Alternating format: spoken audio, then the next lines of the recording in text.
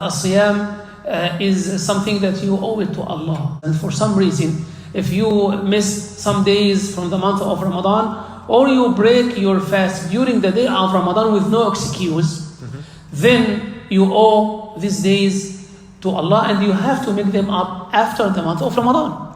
So the right opinion is that you have to guess how many days that you missed from the month of Ramadan, and then you must make up these days after the month of Ramadan and before the coming Sha'ban for the next year.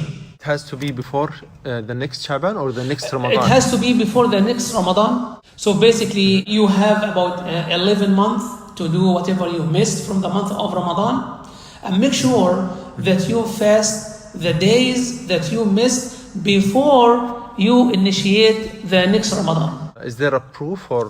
Naam, it was narrated by Imam Al from Hadith Aisha, the mother of the believers, may Allah be pleased with her, stated that sometimes she missed some days from the month of Ramadan. So she used to delay the making up of these days until the month of Sha'ban.